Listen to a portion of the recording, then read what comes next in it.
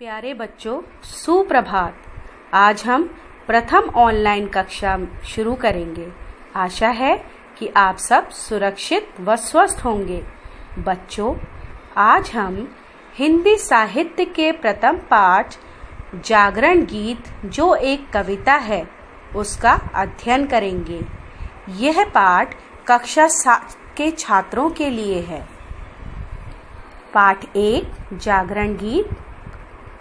प्रस्तुत कविता में लेखक श्री सोहन लाल द्विवेदी जी हैं। इस कविता के माध्यम से कवि उन लोगों को प्रेरणा प्रदान कर रहे हैं जो परिश्रम व जीवन की विपत्तियों का सामना करने से घबराते हैं। कवि का प्रमुख उद्देश्य रूढ़ियों और संकीर्ण विचारों से ऊपर उठकर प्रगति के पथ पर बढ़ने के लिए प्रेरित करना है। कवि मानव को जिम्मेदारी का अनुभव, जीवन की सच्चाई, परिश्रम से अपना मार्ग प्रशस्त करना, भेदभाव को मिटाना व विपत्ति को देखकर ना घबराने की प्रेरणा प्रदान करने की चेष्टा की है। बच्चों, कवि कहते हैं कि सच्चा सुख सोने में नहीं, परंतु अपने शीश पर भार उठाकर अपने कर्तव्यों का निर्वाह करने में है।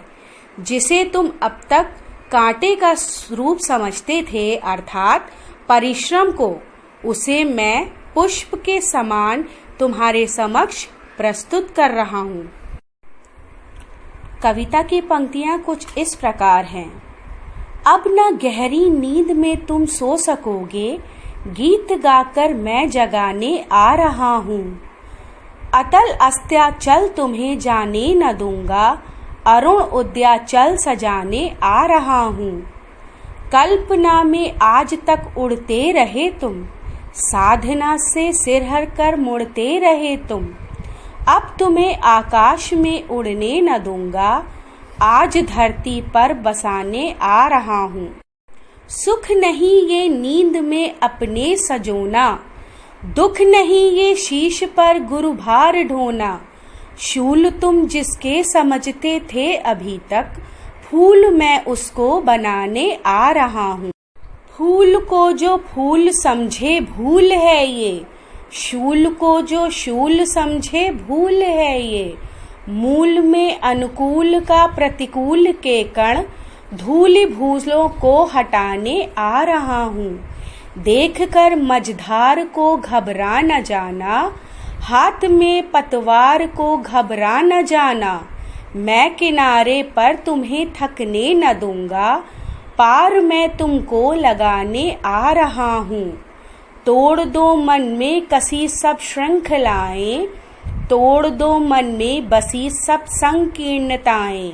बिंदु बनकर मैं तुम्हें ढलने न दूंगा, सिंधु बन तुमको उठाने आ रहा हूँ। तुम उठो धरती उठे नभ शिर उठाए, तुम चलो गति में नई गति झनझनाए। विफत होकर मैं तुम्हें मुड़ने न दूंगा, प्रगति के पथ पर बढ़ाने आ रहा हूँ।